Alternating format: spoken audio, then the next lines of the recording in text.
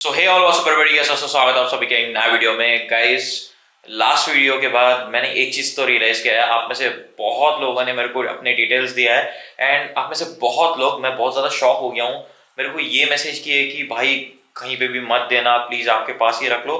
Like genuinely I can see the hobby and the love you guys have on the fishes and अपने channel पे।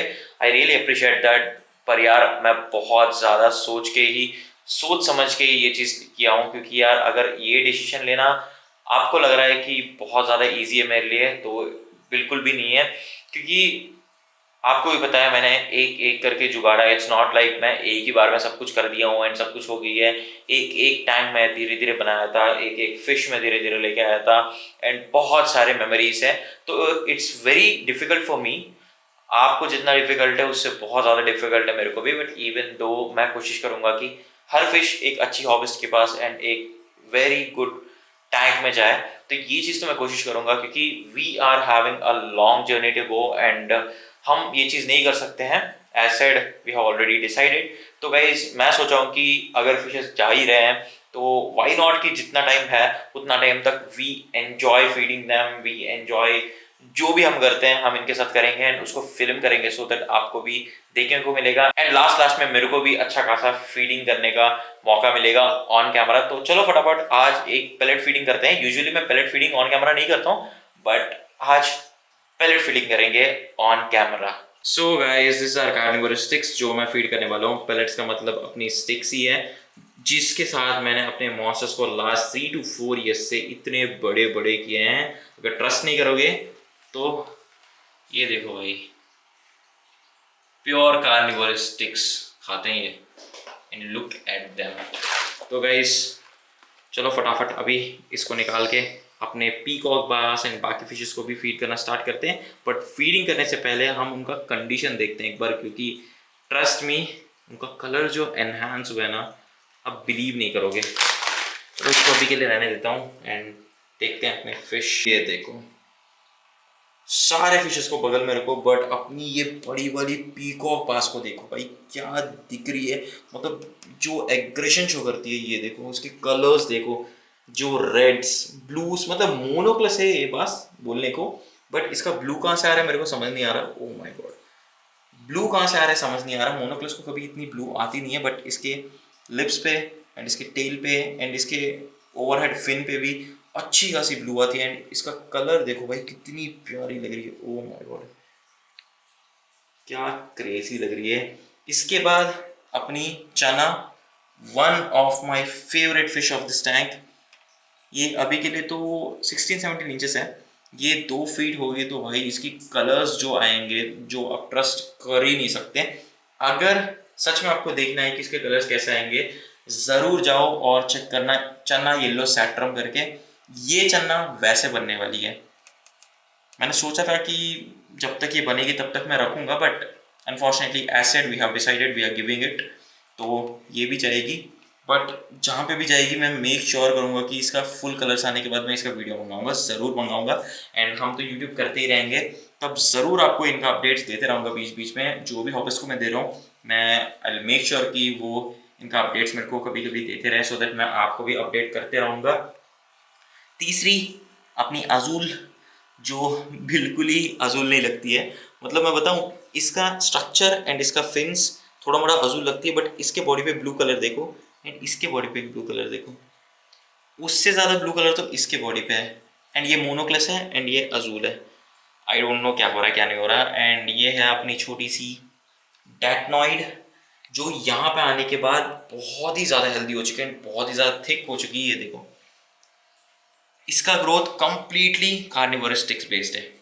मतलब ये shrimp फिम तो इतना ज़्यादा कुछ नहीं खाता, बट कार्निवोरस स्टिक्स दबा के 2-3 बार खाता है and you can see his condition. इनके बाद आई थिंक हमारे पास है अपनी वेजा, जो लिटरली मैं बता रहा हूँ 2 इंच के लिया हूँ एंड हैदराबाद से मेरे मामा के घर में मैं रखा था ऑलमोस्ट 4-5 महीने। एंड उसके बाद मेरे पास लेके आया हूँ and he has grown a lot.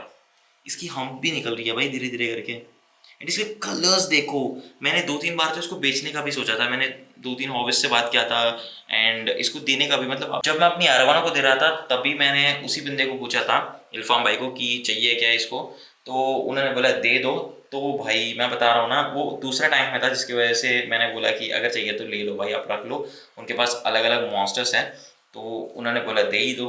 मैं उस दिन रात को लिटरली बता रहा हूँ 3-4 बार पैकिंग किया हूँ एंड चारों के चारों बार उसने कंप्लीटली पैकिंग फाड़ दिया है एंड उसके बाद ये चाहते हुए भी इस टैंक से नहीं निकली। But now look at him, इसके कलर्स भाई जो प्यारे प्यारे लगते हैं ना, मज़े आ जाता है। एंड अपनी प्लेकोस, प्लेकोस तो भाई इतनी वीडियोस में आती नहीं है, बट इवन दो प्लेकोस बहुत ही ज़्यादा टाइम से हमारे पास है। इनके अलावा अपनी किंग कॉन्ग पैरेट जो बहुत ही ज़्यादा बुली थी स्टार्टिंग में, जब मैं इसको लेके आया था इतनी बड़ी बुली थी, मैं बोल ही नहीं सकता इसको, फिर पता नहीं कैसे कैसे करके मैंने इसको सेट किया था, बट ये भी बहुत ही ज़्यादा प्यारी लगती है।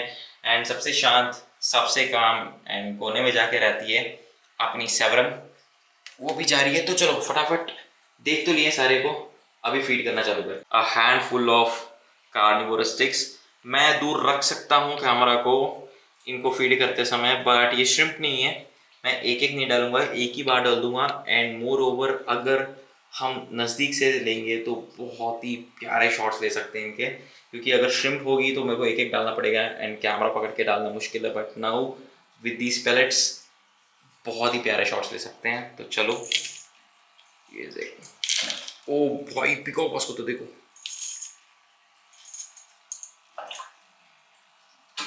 ये देखो अपनी चना देखो, अपनी पीकॉक बॉस देखो। मैं कोशिश करूँ क्या ऊपर से इन केस पॉसिबल, ये लो भाई, ओफ, मतलब जितना श्रिम्प डालते समय एक्टिवली ये खाते हैं उतना ही पैलेट्स को भी निपटा देते हैं। ये देखो अपनी बड़ी वाली बॉस देखो भाई क्या लग रही है, आपको लग रहा होगा कि ये छोटी है बट इट्स वेरी ह्यूज। ओ भाई अपनी सेवरम, अपनी पैरेट, अपनी हाइब्रिड, सारे के सारे फायर्ड अप है। नॉर्मली जब मैं श्रिम्प डालता हूँ तब तो ये बास, वो छोटी वाली एंड चना, मैक्सिमम तो ये वाला एंड चना ही खाते हैं। बट जब पैलेट्स डालता हूँ ये देखो भाई सारे के सारे, मतलब ये वाला भी, छोटा वाला भी, चना भी, अपने सेवरम, अपना हाइब्रिड, अपनी पैरेट, एवरीथिंग सारे के सारे फायर्ड अप रहते हैं। यूजुअली लोग बोलते हैं पिकॉक बस इतना पैलेट्स नहीं खाती है, बट पैलेट्स डालता हूँ तो सबसे ज़्यादा पैलेट्स मेरी अजूल खाती है भाई, ट्रस्ट मी। इसको श्रिम्प इतना इंटरेस्ट नहीं है, मैं श्रिम्प खिलाता हूँ तो ये इतना इंटरेस्टेडली खाती नहीं है, बट पैलेट्स की बात हुई तो सबसे पहले यही कूदती है एंड मुंह में इतने सारे पैलेट्स डाल लेती है। कसम से बता रहा हूँ, किसी को भी पैलेट्स खाने वाली बात चाहिए तो दिस इज़ योर स्टॉप। मतलब जितना पैलेट्स खिलाओगे उतना पैलेट्स खाएगी एंड मोर ओवर ग्रोथ भी ऐसे ही दिखाएगी, क्योंकि यार मेरे को पता है बास एक बार किसी फीड पे सेट हो गई है तो उसको खिलाने से ही इसका ग्रोथ बहुत ही तगड़ी होती है। बट अगर सेट नहीं हुई है, अगर इन केस आपका बास श्रिम्प पे है तो आपको पता ही है, या लाइव फीड पे है वो भी मैंने एक्सपीरियंस किया, आपको पता ही है, तो बहुत ही ज़्यादा दिक्कत होती है। बट अगर देते जाओगे तो वो बहुत अच्छे से बढ़ती जाएगी। सो इसको फूड ऐसा ही सेट करना चाहिए जो हम दे पाएंगे। तो ऐसे जब अगर पैलेट्स पे सेट हो जाएगी तो दबा के पैलेट्स खिला सकते हैं एंड ये दबा के खाते हैं एंड ग्रोथ भी वैसे ही दिखाती है। तो मेरी फेवरेट है भाई खाने के मामले में तो पैलेट्स। ये बस ये देखो मुंह भर लिया, ये तो बस ऐसे ही खाता है कि हाँ कुछ ना कुछ खाना मिल रहा है एंड मैं खा रहा हूँ, वैसे ही खाता है, बाकी तो दबा के तो यही खाती है। चलो इनको खाने देते हैं। बाकी मैंने थोड़ा सा जो पैलेट्स हाथ में बचे थे इसमें भी डाल दिया था, इसका फीडिंग ख़त्म हो गई थी बट इवन तो डाल दिया। ये देखो भाई मैं जितना भी क्लीन करूँ, कुछ भी करूँ, मैं तो डर ही गया था, मेरे को लगा था कि मैं वो स्पॉन्ज निकालूंगा, मेरे हाथ जाने वाली थी, बट उसके बगल में गार की मुंह थी, मैं लकीली वहाँ पे हाथ नहीं डाला हूँ। ये देखो इसमें एक ही प्लेको है, वो भी बहुत बड़ी हो गई है जिसकी वजह से अपनी कैटफिश खाई नहीं। लिटरली मैं जब ये टैंक स्टार्ट किया था तब तो इसमें 5-6 प्लेकोस थे, सभी के सभी को you know are legendary catfish ने निपटा दिया था। मैंने इस टैंक में एक चीज भूल गया, सबके बारे में डिस्कस कर लिया, बट अपनी टेक्नोइड जो छुपके से जाके खा के आ रही है इसके बारे में बोलना ही भूल गया। ये भी भाई जो खाती है पैलेट्स, मतलब देखो नीचे खा रही है, अभी एक ही बार झटका मार के ऊपर जाएगी एंड पैलेट्स पकड़ के लाएगी एंड पूरा खा लेगी। The pellets are the main reason मेरी डेटनॉइड बहुत ज़्यादा थिक बन रही है, मतलब यार इतनी मोटी चौड़ी बन रही है ना डेटनॉइड, यू वोंट ट्रस्ट मी। देखो आई खाई एंड वहाँ चली गई, अभी देखो फिर से ऊपर आएगी, ठक करके फूड लेके जाएगी। अभी देख रही है कि फूड कहाँ पे है क्या है, बट जाएगी एक बार मार के लाएगी फूड को, वहाँ होने में जाके खाएगी फिर। वो ढूंढ रही है भाई, लिटरली सच बता रहा हूँ मैं, वो ढूंढ रही है फूड। आई थिंक ढंग से कहीं पे है नहीं, बट उसको मिलेगा तो एकदम से झटका मार के खा के उसको नहीं मिल जाएगी फिर खाएगी, क्योंकि वो थोड़ी छोटी है। बाकी सारे जितना डोमिनेशन दिखाते हैं वो इतना डोमिनेशन नहीं दिखा पाएगी। तो चलो इनको खाने देते हैं, ऑलमोस्ट इन्होंने सारा खत्म ही कर दिया। यहाँ पे थोड़े मोड़े हैं जो ये निपटा ही लेंगे एट एनी कॉस्ट, मेरे को इतना तो भरोसा है कि ये निपटा लेंगे। ये देखो यार, मॉन्स्टर फीडिंग इज समथिंग जो कोई भी कहीं भी रिप्लेस कर ही नहीं सकता, बट इनका प्रॉब्लम एक ही है, इनको पालना स्टार्ट करोगे तो फीडिंग वीडिंग बगल में रखो, इनकी ग्रोथ इतनी ज़्यादा होगी कि आपको पता ही है, you all are in this journey with me so long कि आपको आइडिया तो हो ही गया होगा कि इनका ग्रोथ का क्या होती है।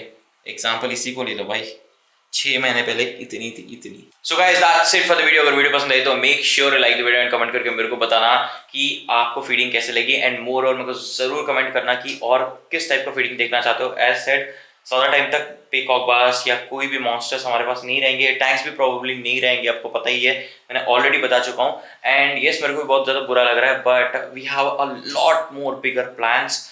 सो मैं वो क्या है वो चीज़ सून बताऊंगा। सो उसके लिए हमें ये चीज़ करना पड़ेगा। As said this is not the end but there is a lot of journey.